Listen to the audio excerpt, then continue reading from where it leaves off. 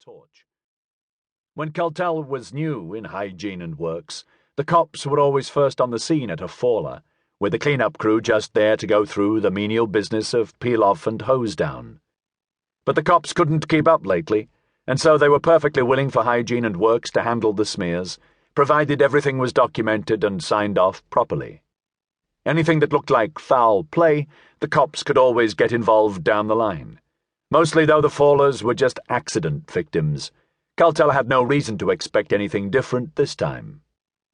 They passed through the municipal gate and walked down the concrete-lined service duct, which was dark and dank with bits of cladding peeling off every few spans.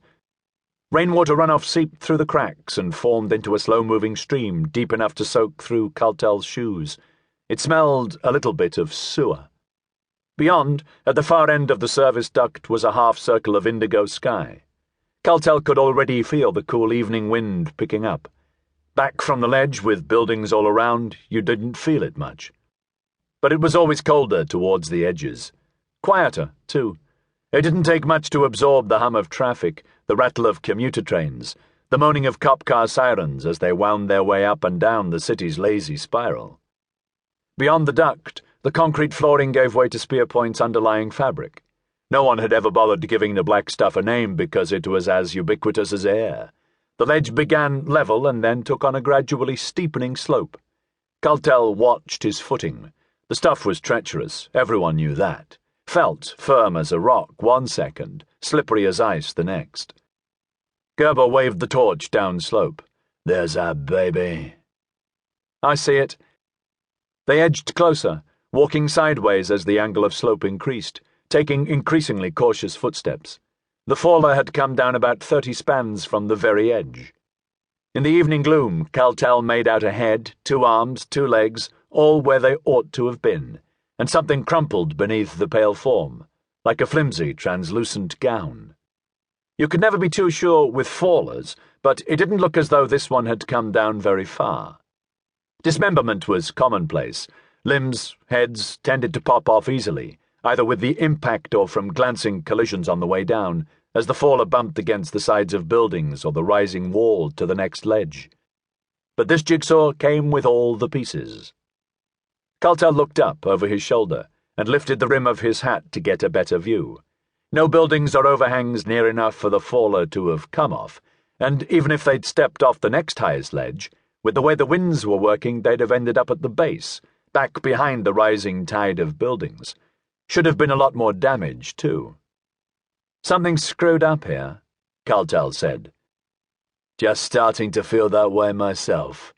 Gerber raised the camera to his eye single-handedly and flashed off 2 exposures. They crept forward some more, planting each footstep gently, hardly daring to breathe. Gerber directed the torch a bit more steadily. It was then that Cultel knew what they were dealing with. Crushed beneath the form, that wasn't any gown. It was wings. "It's—" Gerber started saying. "Yeah." What they had was an angel. Cultel looked up again, higher this time, not just to the nearest line of buildings but all the way up past the pastel flicker of neon heights, up past the hologram shimmer of Circuit City, up past the pink plasma aura of the cybertowns. He could just see them circling around up there, leagues overhead, wheeling and gyring around Spearpoint's tapering needle like flies around an insect zapper. And he thought to himself, how the fuck did one of them get down here? And why did it have to happen on my watch? "Let's bag and tag," Gerber said. "Things creeping me out already." "You ever dealt with one of these?" "First time. You?" "Once when I was new on the job. Fell onto the 3rd rail of the Green Line elevated. Fucking thing was like burnt toast by the time we pulled it off. Then again 3, maybe 4 years back. That one was a lot more mashed up than this. Not a whole lot you could recognize at first glance." Gerber fired off another shot with the camera. In the afterflash, Cultel had the weird feeling that the corpse had twitched, shifting almost subliminally from one position to another. He crept up beside the fallen creature and knelt down with his equipment next to him. Overhead, the seagulls really were taking an interest, mewling and squabbling in the evening air. Cultel examined the creature, taking in its nearly naked form.